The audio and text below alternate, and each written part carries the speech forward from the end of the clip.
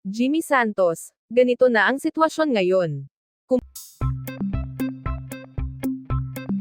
Kumalat kamakailan sa social media ang nakakaawang balita tungkol kay veteran comedian at TV host na Jimmy Santos, kung saan sinasabing namamazura umano siya sa ibang bansa.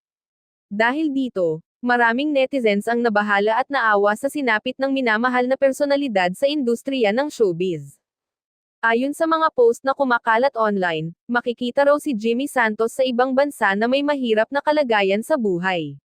Gayunman, agad na nagdulot ng pagdududa ang balita dahil walang malinaw na pinanggalingan o opisyal na kumpirmasyon.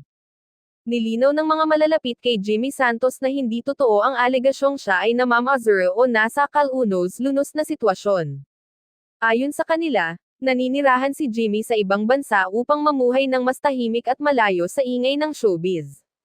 Dagdag pa ng kanyang mga kakilala, pinili lamang ni Jimmy Santos ang pribadong buhay matapos ang mahabang taon ng pagtatrabaho sa telebisyon at pelikula. Wala umano siyang karamdaman o matinding problemang pinansyal gaya ng ipinapakalat online. Marami ring netizens ang nanawagan na tigilan ang pagpapakalat ng maling impormasyon, lalo na kung nakakasira ito sa dignidad ng isang tao. Ayon sa kanila, hindi lahat ng nakikita sa social media ay totoo. Samantala, may mga tagahanga naman na nagpaabot ng suporta at pasasalamat kay Jimmy Santos sa mga alaala at kasiyahang ibinigay niya sa publiko sa loob ng maraming taon. Ilang showbiz insiders din ang nagsabing masaya at payapa ang buhay ni Jimmy sa kasalukuyan, at sadyang pinili lamang niyang lumayo sa spotlight. Ang isyong ito ay nagsilbing paalala sa publiko na maging mapanuri sa mga balitang nababasa online, lalo na kung walang malinaw na basehan o kumpirmasyon.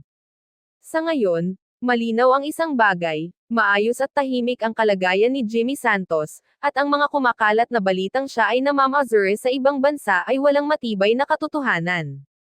Dagdag pa rito, nanawagan ang ilang personalidad at fans na igalang ang pribadong buhay ni Jimmy Santos at huwag gawing content ang maling impormasyon para lamang sa views at engagement.